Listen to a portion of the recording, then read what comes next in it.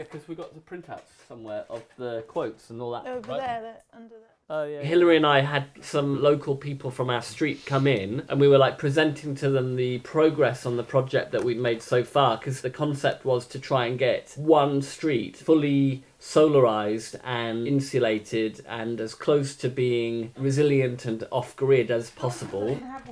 This price here is for like a 4 kilowatt system.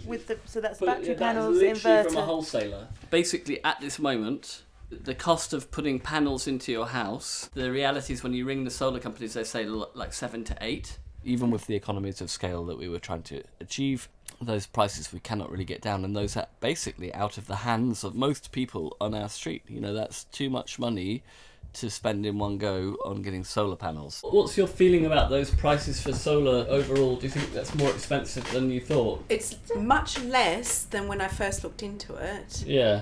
But it's a bit more than me being able to just go ahead and say, let's go right now. Yeah.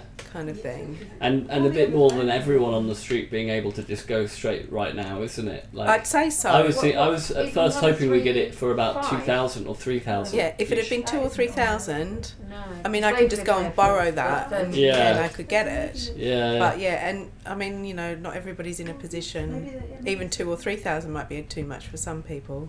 So 7 would be too much for most people. I imagine. The thing is, no street in Britain yet has gone fully onto renewable energy, so there is just that vague bit of hope that someone might go, that's such a good idea, I'll throw £750,000 into that. We can somehow get, a major funder to back the project that we're doing. Well, we haven't been very successful in that so far.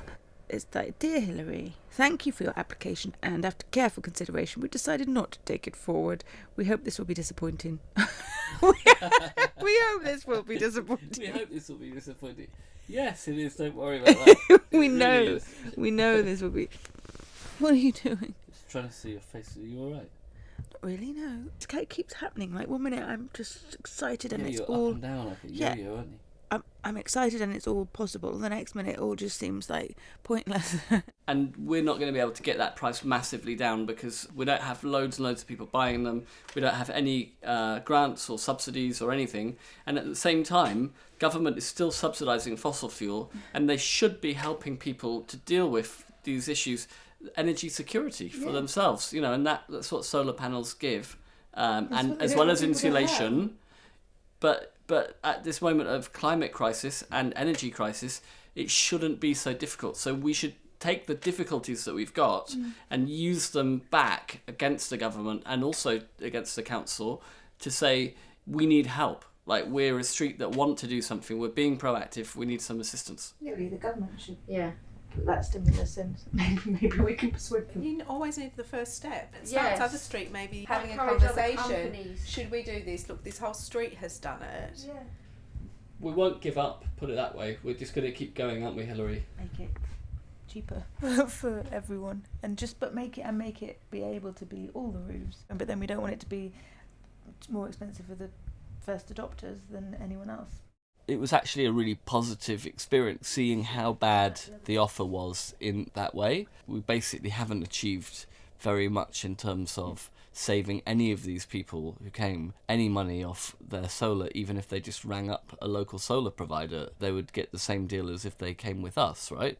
With that model. Our vision of a street going off the grid could end up very easily becoming 2 houses got solar. So it's hardly a glorious conclusion to our to our vision of let's be the first street in Britain to go totally onto renewables. It's just frustrating because you're like, I mean, and we knew it wasn't perfect because there are these people keen, but they're not people who, no one can really afford £7,000 at the moment. I mean, some people can, but most people on the street aren't really in a position. It's we're not.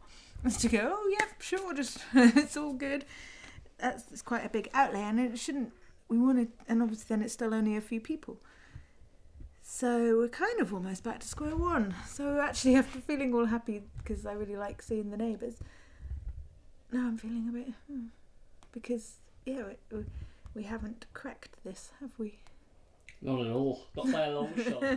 The plan was always to get our street onto solar and then all the other retrofit measures. And there's a whole street approach, like the first street to crack it. That's so good.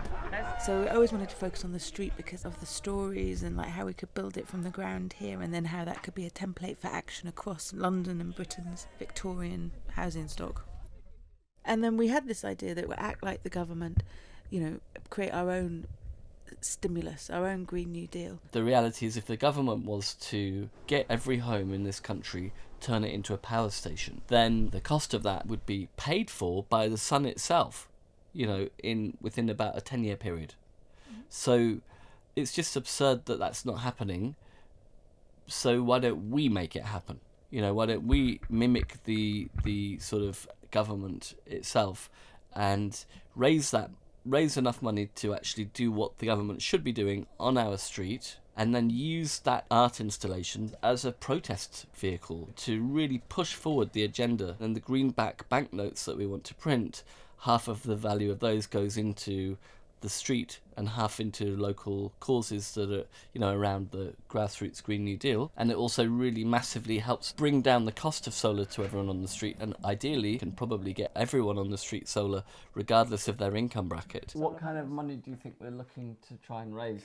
On the notepad envelope calculation, it was like £750,000 for solar for the street. But we wanted to double that because we want half of the money we raise to go into a local Green New Deal, organisations that are working for that. So 1.5 million would be the target to raise from the sale of greenbacks and other higher value items. This action needs to happen now, and the reason, look at all the piecemeal funding available for insulation or not, is always because it's so based on income, and then no one accesses it because they don't have the tools to act. It's all so hodgepodge, whereas you just need to go, we need this doing and we need it doing now. And this makes me more excited because as we've been going around on this big learning journey, we seem to have got further away from any kind of explosive art action. We don't know if we'll raise £1 million from selling greenbacks, but the only way to find out is to sell greenbacks. Yeah. That's all I'm saying. Really hope that you've enjoyed today's episode and that it makes sense. And thank you so much for watching. If you have enjoyed it, please do consider subscribing. And if you are in a position to actually join our membership for Power, which helps us to enact our Grassroots Green New Deal on the street, please do. The web address is membership.power.film/enroll, ENROL. And since our last episode just before Christmas, we've had a few new people join, and I just wanted to read their names out in the grand tradition of the channel. So we have Rachel Bird, welcome, thank you so much for joining. Helen Grove White, thank you for joining, Helen. And we also have Phil Ram, welcome to Power, and John Seymour, Uta and John Sexton, and Sarah Windsor. So those are our newest members. I hope everyone is in good form and you've had a good Christmas.